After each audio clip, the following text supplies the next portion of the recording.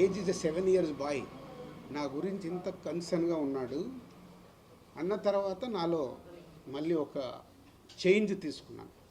నోను ఒక 7 years bye కూడా అడుగుతున్నాడు ఇలా అంటే ఏంటి, ఎక్కడ ఇన్స్పైర్ అవ్వాలి.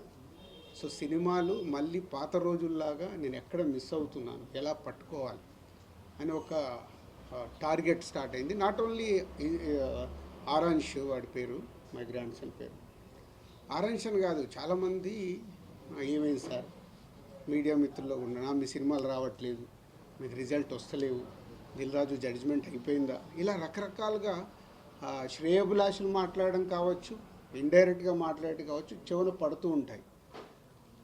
ఆ టైంలో నాకు ఒక ఫియర్ స్టార్ట్ అయింది. అరే నిజంగా నా జడ్జిమెంట్ పోయిందా, నిజంగా ఇంకా నేను రైట్ సినిమాలు ఇవ్వలేనా, లేదు కాంబినేషన్కి వెళ్ళిపోవాలా. ఇలాంటి టైంలో ఒకరోజు అనిల్ రావిపూడి కూడా ఇట్లా నా క్లోజ్ ఉండే డైరెక్టర్స్తో కాన్వర్సేషన్ స్టార్ట్ అయింది. సార్ ముందు ఉన్నదానికి ఇప్పటికీ నాలో ఏదో తేడా కనిపిస్తుంది, మీ అబ్జర్వేషన్ ఏంటి, నా క్లోజ్ ఉన్న వాళ్ళకి. లేదు లేదు సార్ మీరు సేమ్ చేస్తున్నారు, లేదు లేదు సేమ్ చేస్తే నా ఈ రిజల్ట్లు ఇంత చేంజ్ కాకూడదు, ఎక్కడో ఏదో. మా శిరీష్ గారు ఇక చెప్తూనే ఉంటారు, లేదు లేదు నువ్వు ఓవర్లోడ్ అవుతున్నావు, ఓవర్లోడ్ వల్ల యు ఆర్ నాట్ కాన్సన్ట్రేటింగ్. న్యాచురల్గా పండ్లు పెరిగినప్పుడు వర్క్ స్ప్లిట్ అయిపోతుంది అది ఎవరికైనా. నా పరిస్థితి కూడా అలాంటిది.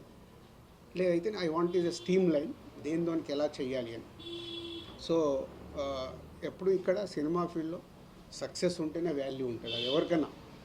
మనం గతం కూడా చూస్తూనే ఉన్నాం, సక్సెస్ లేకుంటే వాల్యూ ఉండదని కాదు, సక్సెస్లో ఉన్నప్పుడు ఉండే వాల్యూ సక్సెస్లో లేనప్పుడు మనం మెల్లిగా డ్రాప్ అవుతున్న కొద్దీ మన పైన ఫ్రీగా ఉన్నాడు రా పిలుద్దామని పిలుస్తారు తప్పితే ఎమోషన్తో పిలవరు ఎక్కడికైనా పిలవాలంటే.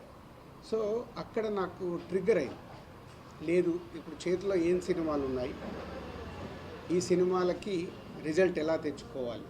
అలాంటి టైంలోనే శంకర్ గారి ఇండియన్ 2 రిలీజ్ అవ్వడం, ఇండియన్ 2 రిలీజ్ అయ్యి రిజల్ట్ మనందరికి తెలిసిందే.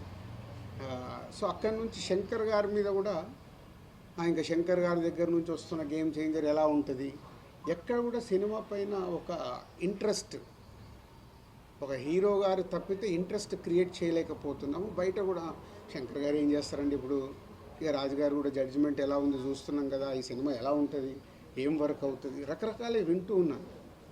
సో వింటూ ఓన్ చేసుకుంటూ, లేదు ఈ సినిమా ఏది నమ్మాను, శంకర్ గారు కథ చెప్పినప్పుడు 4 years బ్యాక్ ఏమి బిలీవ్ చేశాము అది ఉందా, సినిమాలో అది డెలివరీ చేస్తున్నామా అనే దాని మీదే